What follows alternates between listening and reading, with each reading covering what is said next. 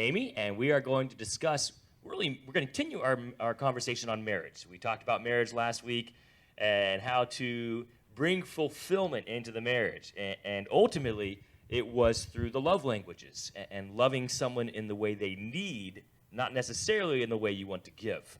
Yes, we were talking about our relationship has to have God at the center to be successful. Today, we're going to add another side to that triangle, and that's the children. We're still all pointing the same way. The children, and for some of us, literally plural, not just two. We actually have 5 children, 4 girls and a boy. Our oldest is Abby. She's 11 years old, and now we have a boy. He is a year and a half. So we both grew up in fairly large families, especially in today's definitions of a large family, and have a large family ourselves. And we wanted to have this discussion. If we're going to talk about marriage, you can't ignore the dynamic of children and what that brings to the table. Honey, did you notice a difference in really our marriage, how we interacted, what we did after we started having children? Yes. When you have a newborn, you still have it kind of easy with your relationship. But as they grow and you have more children, it definitely changes your dynamics. I remember before we had children, Amy and I were pretty free-spirited. We would go places, do things at the drop of a hat. Even on trips, we would go on a trip with very little, if any, preparation. We would just go and do what we had to do. Yeah. And now with 5 children, man, every task, going to church is a major ordeal, right? It's not a small thing to pack 5 kids into a car, even when you're just driving across town. So it brings a lot of extra work into the marriage, as if the marriage doesn't take enough work on itself, and as if we don't already have to invest into our own marriage. Now we've got children that we need to invest into children, while also understanding that what we give to them ultimately takes away what we give to each other. We're not only focusing on each other's needs, now we're focusing on the needs of our children. Yes, we're going to talk a lot about needs tonight, but it's really important to think that love is ultimately sacrificing for other people. You can have needs, but sometimes you have to give up your needs for what someone else needs or wants. Now, you are exactly right, hon. Yeah. Now, the problem is, though, when you're always sacrificing, the mom's always sacrificing for the father, the husband, the kids, never receiving, how long do you think that mom can go if she's always giving to the needs of others? Yeah, if you don't put gas in the tank, you're going to end up on the side of the road, or the kids are going down. Bad. Ultimately, yes. If you're on the side of the road, the whole family's affected at that point. Yes. So we are going to discuss not just sacrificing for the needs of your family, but also making sure there are times where you address your own needs. Right. I just wanted to make sure and clarify that there are times you have to sacrifice, even though we are talking a lot about needs and wants and how we are fulfilled. Before we continue this discussion, let's really start where we started last week, and that is ultimately what's the priorities in the home. I think I know. If our priorities are not accurate in the home, then we're in trouble. Everything falls apart. Yeah. Ultimately, what is the foundation that holds everything else up? Why don't you start with this one? Well, we both know the answer. Of course, the answer is the same that it was with marriage. It's God, right? Mm-hmm. A healthy marriage must be centered around God. A healthy family also must be centered around God. Here's the problem. Honey, how do you think a lot of families are? What's the dynamic of them? If God's not the foundation, usually what is the foundation? I would probably say if you have 2 or 3 children, it's going to be the children. Why do you think that is? Why is it that even unsafe families just naturally often put the children as the foundation of the home? It's new. It's exciting compared to your marriage, maybe. Wait a second. Did I reading between the lines here? I didn't mean us. Sure. It's new. It's exciting to be a brand new parent. And as those children grow, they literally will die if you don't take care of them. They have physical needs that you have to meet, and it's a big deal. And some people get overwhelmed with that responsibility and put a lot into that. So my wife, my husband, either way, my spouse will be fine. They can feed themselves. They can They're clothe themselves. Adult. My children cannot. Right. So basically, when you have children, you almost start off just naturally. The needs of the kids overwhelm everything. Yes. And then if you're not careful, it continues that way for the rest of their childhood, even into their teen years. You never really transition back to, okay, now we need to balance back out our life where the kids aren't taking everything from us. Right. And I've heard of older couples that have come to the point where children are leaving the home and they look at each other and say, "Who are you?" Yeah, who are you? Because it's been so long since they've been meeting the needs of each other. Both have been meeting the needs of the their kids. Yeah. While maybe as a father, I'm meeting my own needs, needs of my kids, mother, needs of the kids, needs of yourself. Sure. Neither of us really having energy or time to deal with each other. When the kids are gone, we're just so used to dealing with ourselves and the kids, we really don't know what to do. Yes, and I think there's an aspect of guilt for women too. I shouldn't go out with my husband. We should take the kids with us, including them in everything. So we're kind of jumping ahead, but let's just park there for a second. Including them in everything. Is that a healthy or even biblical mindset to include your children in everything that your family does? I would say no. I think if you're working full time, it's very easy to feel guilted into spending every extra hour you have with your children and giving them what they want. But no, it's not healthy for your marriage, for your love relationship with each other. I totally agree with you, hon. Now, in Matthew chapter 10, verse 37, I'm going to read a verse. The Bible says, "He that loveth father or mother more than me is not worthy of me, and he that loveth son or daughter more than me is not worthy of me." Now, let me clarify. That verse is not saying if you love your family more than God, you're not saved. It's not saying you can't go to heaven, because this verse is not talking about salvation. This verse is talking about service. If we want to serve God, if we want to glorify God and lift God up in our lives, then God has to be first place. Yeah. In our marriage, in our family. Our children cannot replace God in that position. Yes. Even Christ dealt with that 2,000 years ago. Christ, I mean, I don't imagine that Christ was looking forward to 2020 saying, well, it's going to be like that in 2,000 years. It was like that then. Moms and dads were having that struggle 2,000 years ago, and they were placing their children as a priority above God. Yeah, it can definitely become a problem. Children naturally have needs, so you naturally want to tend to them, but you have to be careful to balance it out. Okay, so if we can all agree that Christ knew what he was talking about, and he said, I'm first, I've got to be first. Well, then the really big question is, who comes next? There's really three options for who comes next, right? Yourself, your kids, or your spouse. You could say strangers or community or church. I hope we're not that foolish. We're talking about putting strangers above our family. I mean, I would imagine it's probably going to be the struggle between those three. And it is a struggle to decide which one's next. I think everyone listening, honey, probably knows the right answer. Right. But what do you think is usually what plays out in people's lives? If God is first, what usually comes next? Self. You think self? It really depends. To me, it's a game of catch almost. Sometimes the kids have to come first. Sometimes the husband needs something. Sometimes the wife needs time alone. It really has to balance itself. So my wife's, that's a great answer. There's really not an every But I know time. you're looking for us. Well, like so that's, but yeah. you are right to point out what you said.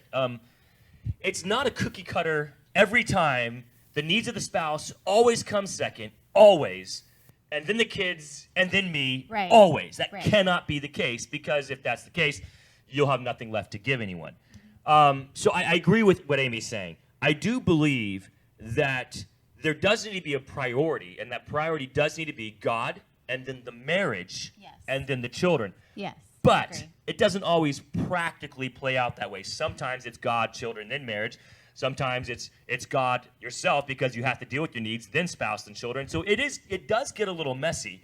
So really it comes down to is having the wisdom to know which area needs to be dealt with that day. Sure. All right. So raising kids, and anyone who has kids already knows this. I'm not going to tell you anything you don't know. For those that don't have kids, this is wisdom for you. Raising kids is not a 10-step process. If you do this every day, everything turns out perfectly. There is no such thing as this 10-step process fits all families. Yeah, you can read all the books you want, but I'm still going to laugh when you get into the situations. There's no book that can tell you how to do it all. So, if there's no book that tells you how to do it all, and how to 10 steps, easy steps to raising the perfect kids and having the perfect marriage, because there is no such thing as perfect kids or marriage, then what it comes down to is wisdom. Mm-hmm. And having the wisdom and discretion to address the issues day to day. And let me tell you, it is day to day. Now, I'm not trying to discourage you. I'm just going to try to be real with you. Being a husband to my wife requires me to daily address and readdress our needs in our relationship. I cannot say, well, we had a vacation, back in April. We're good for the rest of the year. That cannot happen. We may not have another vacation next year if that happens. It has to be a regular readdressing of the needs, and it has to be the same with kids. And so asking God for wisdom of God today, whose needs need to be addressed more? Do I need some alone time? Do I need to get together with my spouse? Do I need to spend time with my kids? And helping the children and the spouse and the family have a constant balancing act. Yeah. You pray for wisdom, God gives it, and there will be definite times when you need it. So, as I'm saying this, I'm getting tired of just hearing myself. Like, it's tiring to even think about a constant daily balancing. But ultimately, folks, that's what you need, because if you don't constantly balance and one thing goes to one side, oh, no, I got to pick that up, and as you're picking that up, something else falls to the ground. Oh, I got to pick that up, and you can't hold too much, so you got to drop that to go pick this up and drop that to go pick this up, especially when you have more than one or two children. Even with one or two, it can be like that sometimes. So if you're not constantly balancing, then you're constantly picking up the pieces. Yeah. And so it's one or the other. You can't just say, well, I don't want to balance, it's too much work. Well, then you're picking up pieces. If you're not picking up pieces, then the only option left over is everything's on the ground, everything's broken, and you just ignore it. That's not a good option, because that option causes a lot of heartache down the road, if not just destroying your family unit altogether. Right. It's very stressful, and then you have more to deal with, whereas you could have taken care of the problems earlier and had less to deal with later. Okay. So we either pay now and enjoy the fruit of what we paid now, right? Or we just ignore it now and pay later. And if you pay later, you're paying with compounded interest.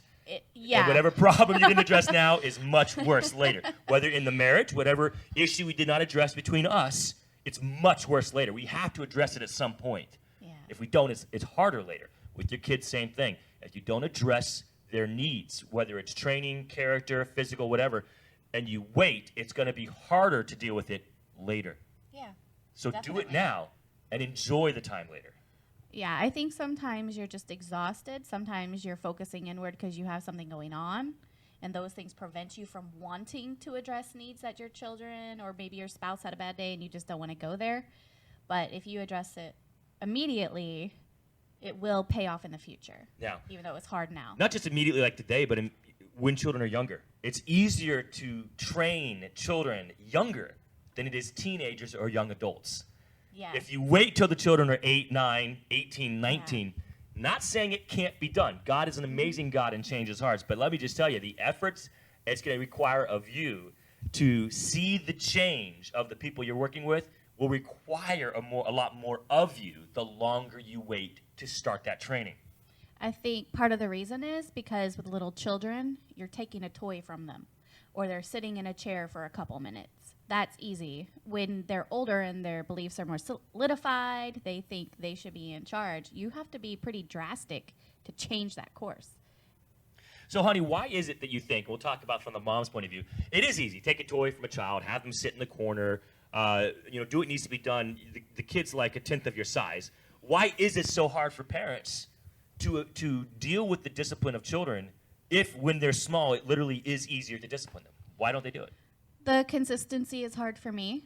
I mean, you're constantly telling me to be consistent. Because, it depends on your personality. It might not be easy for you to be consistent, but it definitely pays off. We've seen that with our children already, and they're just hitting 11 and 10 and 11. Just being tired, or the kids are bickering and you just want to escape it. We're human too. You can't deal with it right then. You know what I've noticed with a lot of parents too, hon, is because the child is so small, 1-year-old, 2-year-old, it just breaks their heart to see their child cry. Yeah, and that so, hurts too. Because it's so hard to deal with a crying baby, not because the screaming annoys you, although that could be the case as well. It just brings you to tears to see your child in tears. So what is the natural tendency of a mom or a dad when their baby girl or baby boy is crying? Well, as you know, you're much better at this than I am. So sometimes We both improved over the years. Oh in this yeah, area. I've definitely improved. But sometimes you'll take care of a problem, and I'll just give you the darts out of the eye. I'm Yeah, like, I've you had are that. you are such a bad man. And I'm joking in a way, but part of me it's coming from like, don't you hurt my child, you know?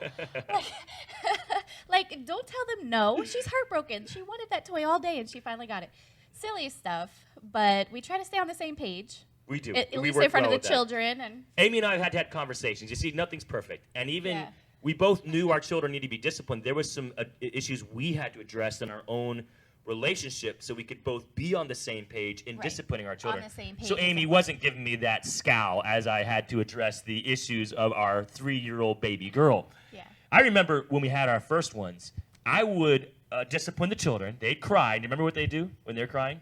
After I They disciplined try them? to come to me. They wouldn't try. They did. They'd run to you, and they would hug your leg. And I remember we were young parents. I had 25, 26, with our first one. Yeah. Young parents. And, Amy's heart just went out to little cute Abby, 2-year-old Abby, as she's crying, or Kinsey. And she would hold your leg, and you would hug her and look at me, and you would scowl at me as she's holding our daughter. I said, honey, now, if every time I discipline the child runs to you and you pat their head, the child's going to see you on a different level than me, and that's not healthy for the child. They need to see both of us working together on the same page. Yeah, and to be honest, I think they still run to me. It does happen But sometimes. in front of them, I will reiterate what you did. I'll say, okay, what happened? You need to listen to Daddy, don't you? Even while I'm hugging him. And so I'm still showing Gotta that make I'm compromises, supporting you. Yeah. That has helped a lot, though, by the children not being able to pit us against each other. Even today, something happened, and one of my daughters came to me and said, can we do this thing? And I said, whatever your mother said. I actually didn't know what Amy said, so the safest answer for me was just whatever Mom wants, I'm okay with. But when we don't communicate, and when we're on different pages when it comes to discipline, training, and raising kids, the kids will take advantage of that. And I don't even mean just your teenagers, although they definitely will. Your 3-year-olds will literally take advantage of the fact that you're not on the same page when it comes to raising children. Yeah, definitely.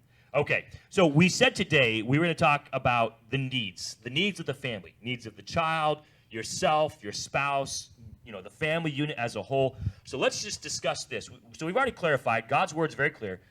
God needs to come first. As far as who's second, I believe, Scripture even says in Matthew 19 as well as Genesis, you leave your father and your mother, you become one flesh. Nowhere in the Bible does it say that about you and your kids. That is a unique relationship with your spouse. So overall, the spousal relationship should come as a priority above your relationship with your children for no other reason than in that same text of Matthew 19, 5 and 6, it also says your children will leave you to be one with someone else later. So you cannot put your children above your marriage, but there are days where that's going to happen. And it's okay. But if it's every day, all the time, that's a problem that has to be addressed. Right. But let's talk about the needs. How can you have a marriage relationship that is healthy, growing in love, while addressing the needs of your kids? Well, if you don't know what the needs of your kids are, it's going to be hard to address those needs. So, honey, as a mom, as a woman, what do you think would be the needs of children? I think when they're young, a lot of the needs are physical and just needing to be with you. But as they're growing, they need to feel the security in the home. They need to know that they have someone they can go to and be honest with. You have to understand that kids are sinners. You can't change that, and neither can they. They're going to mess up. They're going to mess up outside of the home. Don't take it as a defense as you're a bad parent. That's just who they are. And your job is to coach them and get them to mature in Christ. Well, I can tell you're going to keep going. We need to stop there, though. That was great. That was profound. That really was. It was profound. Okay. So hopefully you can continue that train of thought after we talk about this. Children aren't perfect. And you are not becoming a better parent when you think that your imperfect children mean you're a horrible parent. You're really putting something impossible on their shoulders when you treat them like that. Wow. Something they can't attain. Right. And that makes their life harder, which in turn makes your life harder. And they want to hide things when they don't. Because if they think that every time they mess up, it reflects you, which in a sense it does, but if we make that more than it actually is, or disappointing, they'll start lying to you. They'll start hiding things from you because they don't want to go through that talk of, well, you've made our family look bad now, and you've made daddy or mommy look bad, and now we're not good parents. Every time they mess up, you say, oh, I must be a horrible parent. What have I done? Your teen kids will just pretend that nothing's wrong because they don't want to hear that from you anymore. Or they'll blame someone else. I think women, we feel guilty. We don't judge your family by Facebook by any means. Does that need to be said, really? Do people actually still do that? Wow.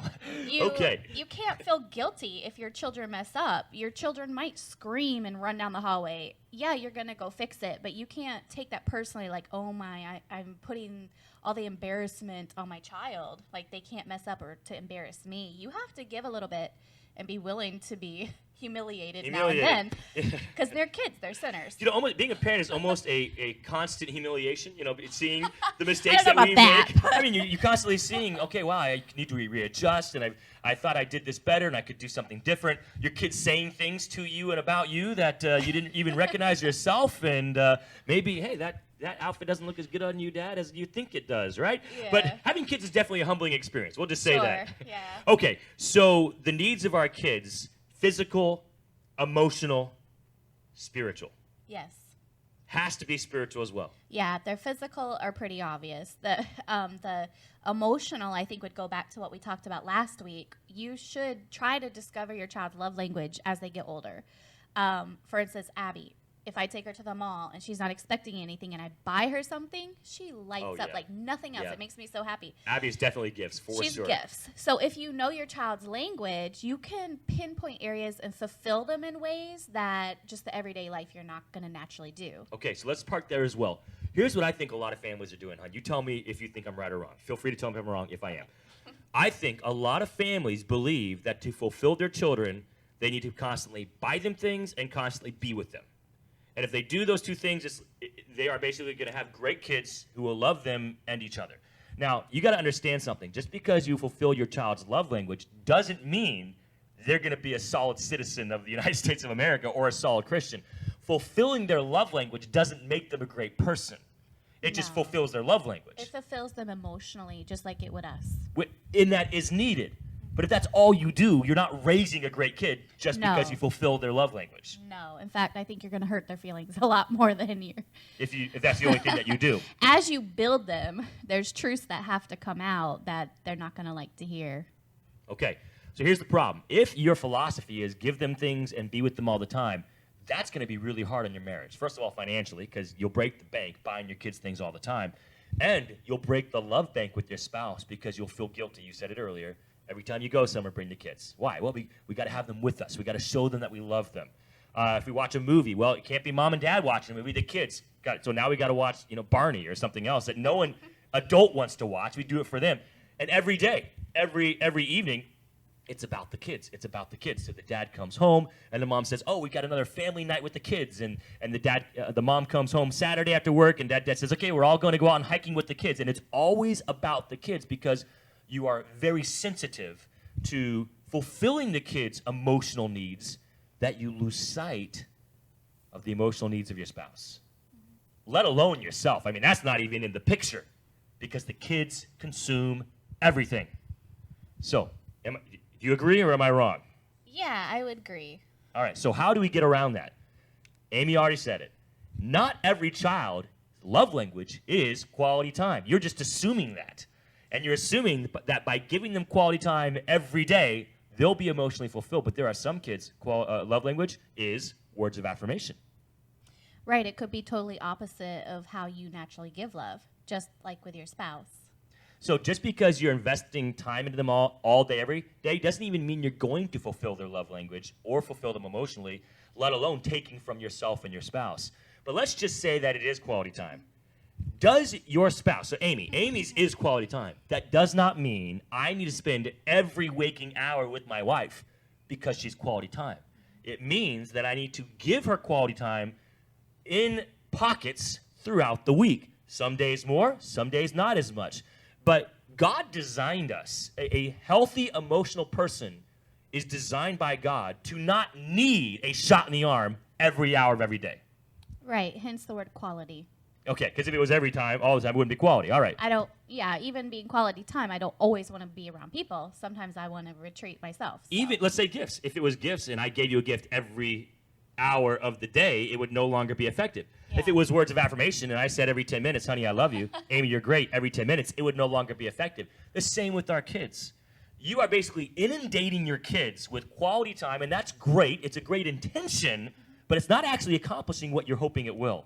You're inundating your kids with gifts, but what you're really doing is just spoiling them. You need to learn your child's love language and recognize they don't need it fulfilled every hour, every day. Right. Your kids will survive if you, are you ready for this? Send them upstairs or downstairs or wherever sideways, I don't know. Send them, not to their room to punish them, but hey, go read a book.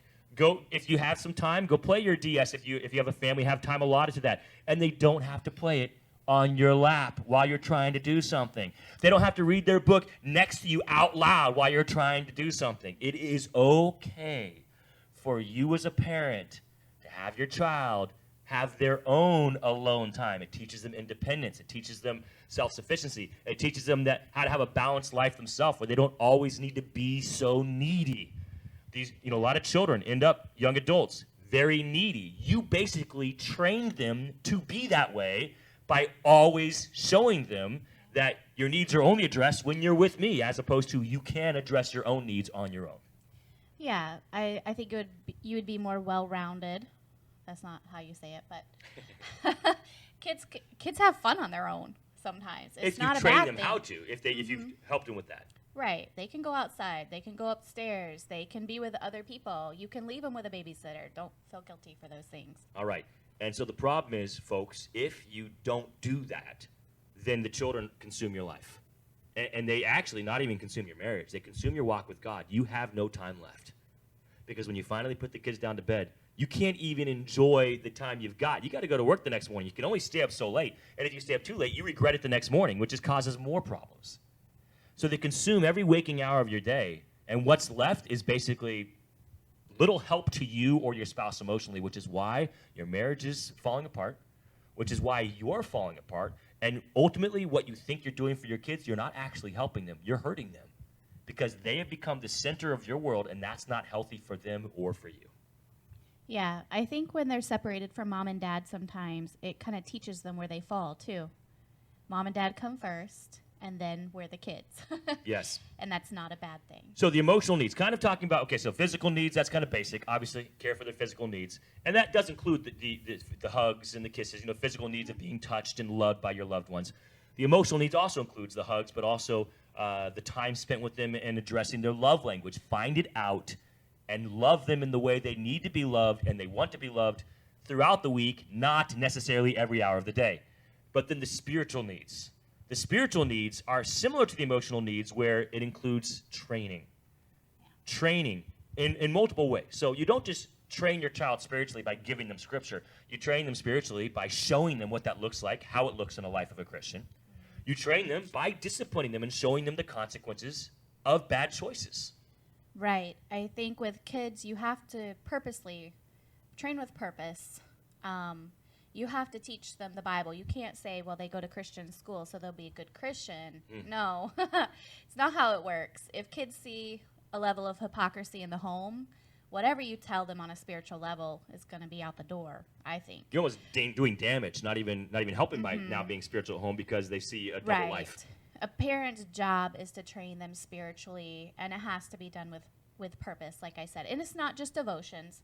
It's on a day-to-day, like God told the Israelites. When you're walking along a path, talk about God's promises. When you're in the home, have it posted on your doorposts, meaning just have the Bible, God's view in front of you as you go throughout your day. It doesn't have to be just, okay, everybody gather in a room for devotions.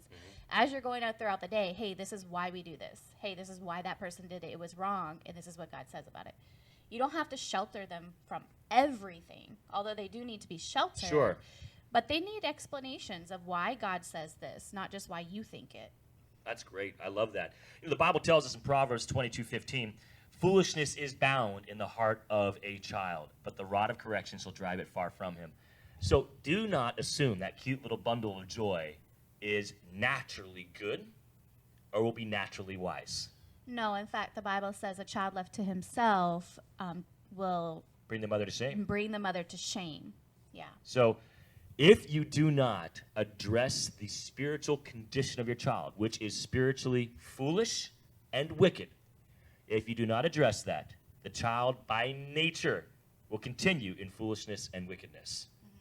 And their foolishness and wickedness will naturally affect you, your spouse, the families that you hang out with, friends, the school, the class that they're in, the church. Your child left to himself will bring you shame while also bringing shame and discouragement to those who are in that child's life. Right. So we hurt when we see our kids hurt. We were talking about this earlier. And a lot of families don't discipline their children young because, well, you know, who's going to discipline a 1-year-old? They don't know what's going on. Who's going to discipline a 3-year-old? They don't know what's going on. Well, at what point does a child know what's going on? And by the way, I would debate that. I would say a 1-year-old definitely. We have a 1.5-year-old, and he knows when he's being sassy. He knows when he's saying no to us and he wants something. He's aware of it. Now, I'm not going to discipline my 1.5-year-old on the same level that I would my 6-year-old. That's silly. We wouldn't do that. But we don't just let our 1.5-year-old scream and yell whenever he feels like it. I think what you have to understand with discipline is that there's a level of respect that you have to expect. And if they are respecting you, they're in a good position. If they're constantly fighting you and trying to get their way, you don't have the authority over them, and that's when you need to bring them back into reign, so you're going to have problems. Drop the mic. We're done. That was great, hon. That was fantastic. So let's say a parent's already there. The child lost respect for the parent. What is a great way to rein them back in as opposed to just, hitting them with a sandal on the side of the head all day, right? What can you do to regain that level of respect, whether they're 6 years old or 16? Yeah, I think if they're older, you're more in that stage of they're a friend while you're guiding them. Like, you can't just drop the guidance altogether, and you can't just have a friendship. You can't just be a guidance counselor to a 16-year-old. They need that level of intimacy. Connection. Yeah, they need a different level of connection with their parents. I agree. So I guess if they're older, I would have a talk with them and just, you have to be real. You have to be humble. You have to be open and say, look, I think I've failed you in this area. Bring it back on yourself because it ultimately is your responsibility. It is. You're the parent. How did I fail you? You're right. Where did we go wrong? And you have to work through it together. I think a child naturally wants to love their parents, and when they admit that they've done something wrong, there's an endearing nature from the child, and you can get on that level. That is awesome. I love that. That's great. Yeah. Here's what I totally, everything Amy said is totally true. Here's what else I think. That if it is a 2-parent home, if it's a single-parent home, that's probably the best thing you could do right there. If it's a 2-parent home, then what you need to do is to get your spouse to show respect to you in front of the child and to show the child what that looks like. And it's better if I have, Abby's 11, she's not 16. Let's just say she's 16. And Abby is sassing her mom. What do you think is more effective? Amy addressing the sass from our 16-year-old daughter, or me addressing the sass of our daughter to my wife? Honey, what do you think? Definitely you addressing it while I stand there. Yes, and give her the scowl. I've seen that look, and I told you, she gave it to me. So that is the most effective way. For those of you in a 2-parent home, you need to work together to both show the child what that respect looks like in the home. But here's the problem. If the husband doesn't respect the wife, then it's just a big game to the kids, and they see that. And if the husband says, Abby, you respect your mother, the kid looks at the dad, raises their eyebrow, and says, Dad, you don't respect mom. Why would I respect mom? Then you're back at the hypocrisy. It has to be, everything you say spiritually is going to be tainted. Okay. If they can detect that. There's a domino effect here, folks. We can't give you the one fix to your family. We can just kind of point out the issues. But it does come down to, again, is God the center of your home? We did start with that, and that is the main issue. If God is not the center of your marriage and your home, then really every time you try to address a spiritual need, you are a hypocrite if God's not the center. That is the problem. So if you don't want to be a hypocrite to your kids, and if you say, well, I do that, and I tell my kids to respect their mom, yeah, but you're a hypocrite. Your kids don't care what you say because they look at you and they see someone completely different on Sunday than they do the other 6 days. But if you love God and if you live a life of love to God, that's when it becomes effective for you to say, Abby, no, you need to treat your mother better than that. And it's more effective for the husband to do that than the mom doing it to the child, and vice versa. Yeah. If Abby's sassing me, Amy could say to Abby, Abby, that is not how you talk to your father. I don't think I'd get there, but Well, probably not with me. You know, my personality is pretty strong. But if it was necessary, it could be more effective for the other spouse to address the need of the disrespectful child. Not necessarily every time. The spouse isn't going to be there every time, but to take advantage of those times when you're able to. yeah, you're displaying unity between yourselves and you're acting out how a family should be, even though that's not how they're acting. Okay. When talking about respect, because Amy just basically said, look, discipline comes down to respect. If the child doesn't respect you, it doesn't matter what you do. You can spank them in an appropriate manner. We're not talking about beating your child, but in a biblical appropriate manner, you could spank them. You could do timeout. You could ground them. It doesn't matter what form of discipline you choose if the child doesn't respect you. Okay? Right. And like I said, you can kind of detect that. If they're constantly fighting you, and you know, then they don't respect you. And here's what I say about that, by the way. Once you start arguing with your child, one of two things have happened. You've brought them up to your level or you've gone down to their level. You don't argue with your child. I don't care how big the child is, 6 or 16. You don't argue with the child. You've lost the battle as soon as you start arguing with your child. You are the adult, you're the parent, they are not.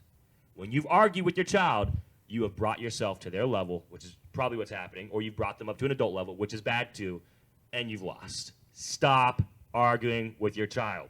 You tell them, no, that's what I've said. We're not going to argue about this. No, we're not going to discuss it. Go to your room. No, it's not going to happen. We're done. Go to your room. And if you can gain that respect when they're young, like we said, it's a lot easier. Because once you hit the teenage years, they're getting on the verge of being independent. And you can try to control what they're going to do and how they're going to react to you putting your foot down and saying no. But there could be big consequences as well. There will be if they don't respect you. There will be very big consequences. Yeah. A teenager is not going to easily follow someone they do not respect. Look, I'm a principal. I'm a teacher. I see it with students in our school. Students who don't respect a certain teacher, that teacher will treat the whole class the same, but this one student will struggle. Not because that student's a horrible kid, not because the teacher's a horrible teacher. The student doesn't respect the teacher, and so that student doesn't respond to that teacher in the same way the other students do. The issue is no respect, and no respect easily leads to rebellion and destruction in the home.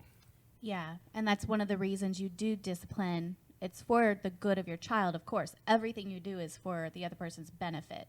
And the benefit for children, the Bible says, is to one day respecting God in a way that they know there's consequences if they don't follow him and choose him.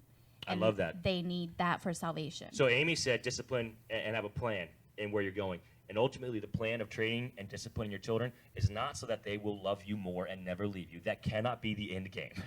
The end game for your training and your discipline has to be, I want to push my kids towards God. I want to push my kids towards God. And even teachers or people who work with kids, that is your reason for gaining their respect and constantly pushing them in the right direction. Towards God. The right direction is always God.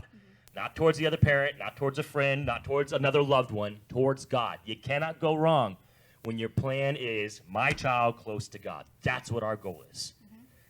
From the moment we had a baby, our first baby, my thought, I don't know how Amy felt or thought. I know what I've seen, and her actions prove what I think is going on. But my thoughts were from the moment holding Abby, I'm going to raise this child to love God to the best of my ability. From the time Abby was an infant. And I'm not a perfect dad. I make mistakes. But ultimately, as a general rule, my goal is, when talking with my kids, when disciplining them, the reasons and the motivations behind what I do with my kids is to push them towards Christ.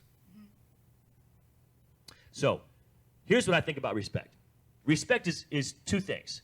First of all, it's received because of positions. So if you get a new job, you're going to, hopefully, you will respect your boss for no other reason at a new job because they're your boss. But eventually, that respect because of position, it fades away. You can only, that can only be gained for so long. The boss proves that the person, cruel, angry, yells, screams, plays favorites. The position will not be enough for you to maintain respect for that boss. As an adult, it can be, but it won't come naturally. For most people, it won't be enough. All right. For the very, very mature, maybe, for most, it's not enough. They'll leave the job, they'll walk away, or they'll get fired because they won't respect the boss. Right. All right. So that the idea that respect me because of my position only takes you so far. At some point, sooner than later, the respect cannot be received just because of your position. Has to be received because you earned You're it. worthy of the position. All right, you've earned it, you're worthy of it, And people now give it to you not because you ask for it, but because you deserve it. Here's what I see with a lot of parents, hon. Respect me because I am the mom. I'm the dad. That's the position respect. It works when the kids are young, and even sometimes not even then.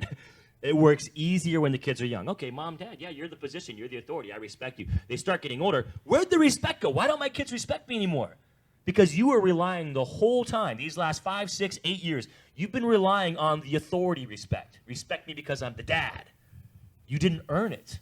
You haven't been investing in your child, in your wife, or your wife in your husband. Have not even been investing in the family in a positive way to earn the respect. And so eventually that respect that you want to receive by your position is no longer effective, and you don't know what to do. You're lost because that's all you've been doing for most of your life. Well, I'm the man, I'm the dad, I'm the husband, so you should respect me. I brought bread to the table. I bought your clothes, so you should respect me.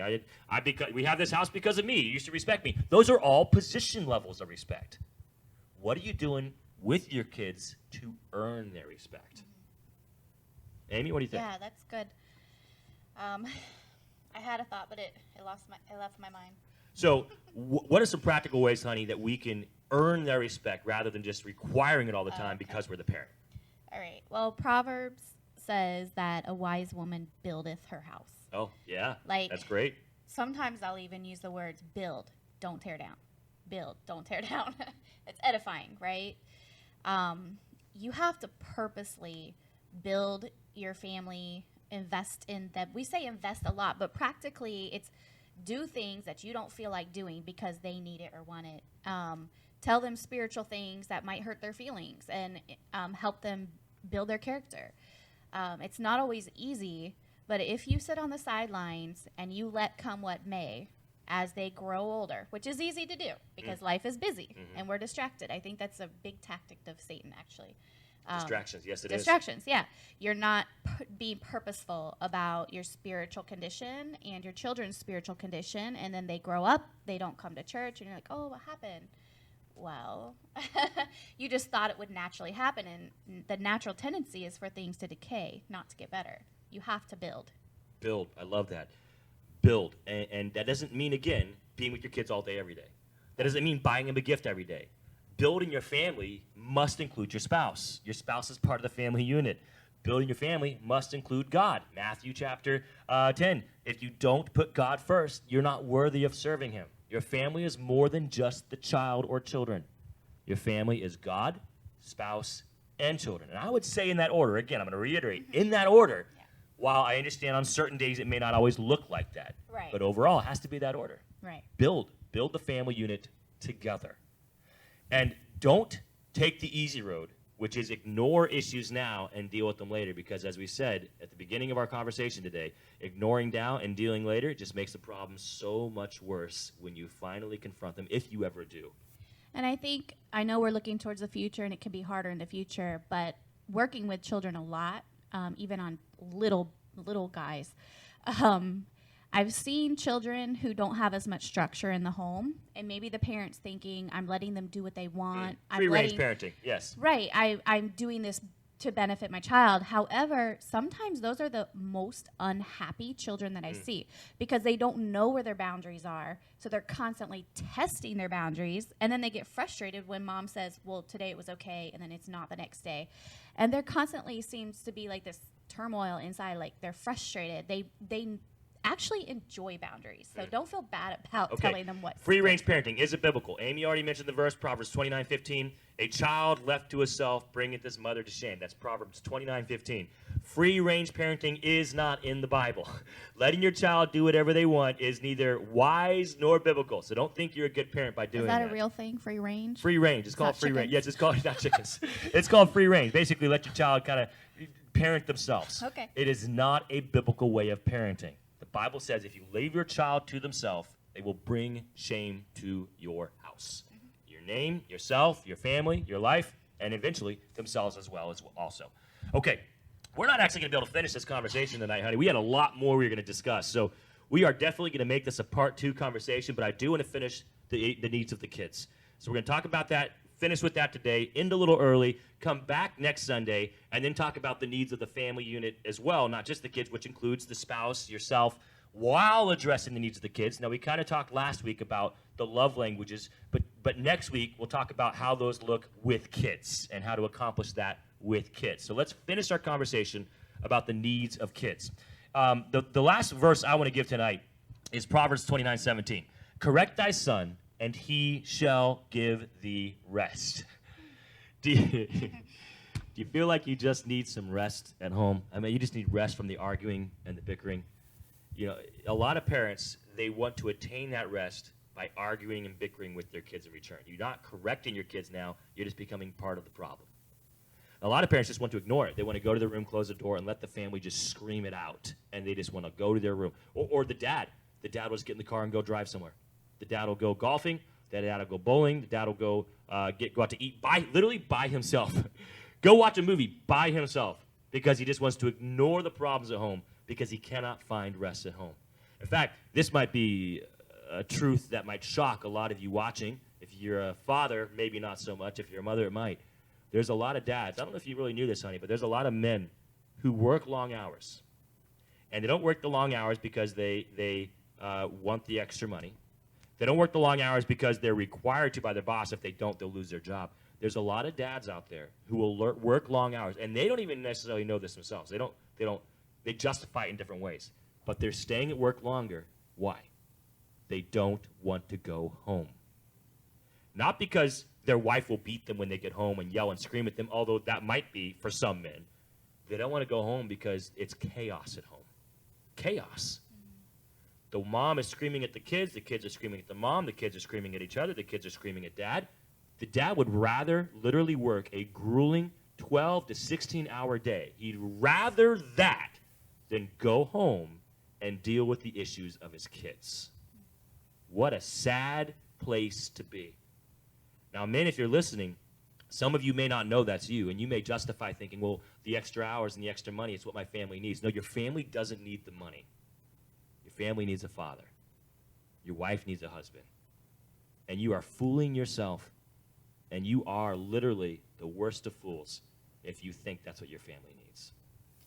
Yeah, I think sometimes dads take the back seat in parenting. They think, well, the mom, had the kid. The mom takes care of the kid. Yeah, no part to play in it, right? It's all the mom. I'm serious, though. I think some dads take a back seat to parenting because the wife is supposed to know how to do all of this stuff. Whereas as a daughter in a home, my dad his opinion and his input in daily life is very valuable. Like, don't think that you're not valuable. They need you. Even if mom's running the show, she needs you. They all need you. The Bible in the Old Testament put the burden of responsibility for raising the kids on the dad, not the mom. In the New Testament, it says, fathers, provoke not your children to wrath, but bring them up in the admonition of the Lord. Mm-hmm. The fathers were told to do that in both the Old and New Testament. Yeah. So dads, you are unbiblical, unchristian, unfatherly, and you're a bad husband if you are putting the burden of training the kids on the mom, the Christian school, and the church, and you're just dad. You just bring home the money, and you take them on vacation. You're not really a dad then. And don't be shocked when your respect because I'm the dad no longer works, because that only goes so far. And if you're not earning their respect, you'll lose it. And your position of dad won't matter because you're not around anyways. And when you are around, you're not their dad. So, if you want to address the emotional and spiritual needs of your kids, you have to train them. You cannot ignore that. Training scriptural, yes. Conversation, discipline. If you do not discipline your child, they'll become fools themselves. We already read it. Foolishness is bound in the heart of the child, but the rod of correction shall drive it out. That's in Proverbs 22:15. So you must discipline them. It cannot be just the mom. Got to be the dad. And stop playing the respect me because I'm the dad card.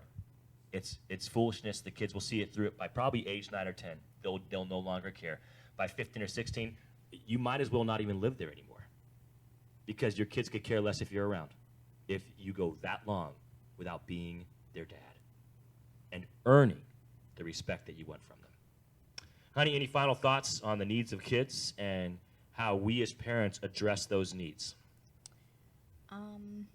No, I think I just had one more thought on the father parenting. Okay, go ahead. Sometimes the mothers take the lead with the parenting, and the father might feel like he's unwanted in the parenting. So how would you say that? Because ultimately, it is his responsibility. What kind of a conversation would you have to get on the same page with? Well, there's a deeper issue there. Yeah. It might be the mom doesn't trust the dad, the wife doesn't trust the husband. Well, I'm not going to let him be the parent because the guy just screws everything up, right? So that's a deeper issue you got to deal with at that point. It might be there's some anger issues, and the wife just doesn't feel like she can be on the same team with the dad. So that goes back to last week's conversation where there needs to be fulfillment in the love languages and some trust issues that has to be overcome.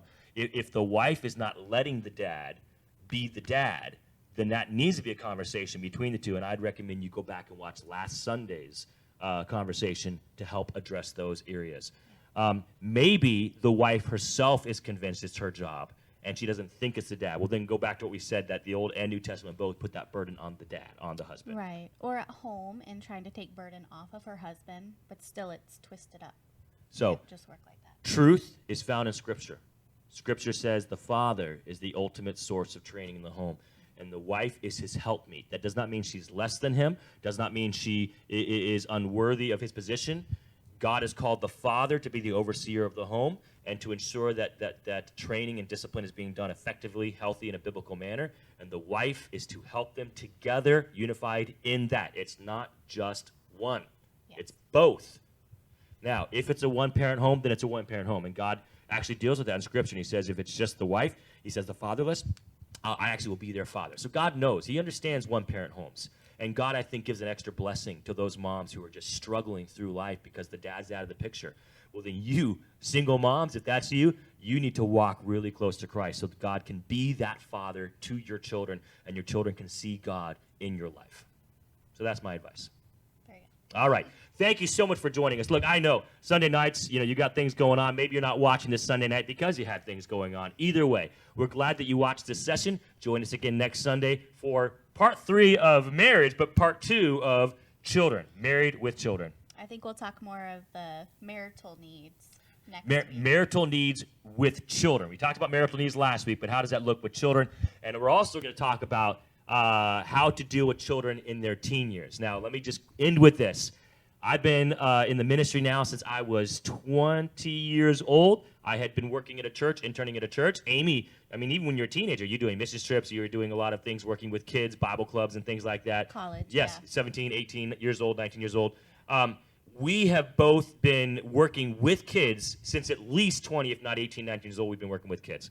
I was a youth pastor. Amy was married to me during those years, children's pastor for at least 10 years, a couple years at a previous church, then 5, then about 2 or 3 here. 10 years of working with teenagers, as many years with children as well, because as a youth pastor, you do both. Amy's taught first grade. Amy's taught preschool. Amy's taught middle school. I've taught pretty much every grade except for second grade and below. I've done the rest. So Amy and I, Bible clubs in the hood. Bible clubs. We've been all over, inner city Bible clubs. We've worked with kids of all ages, have kids our own, and we know teenagers very well.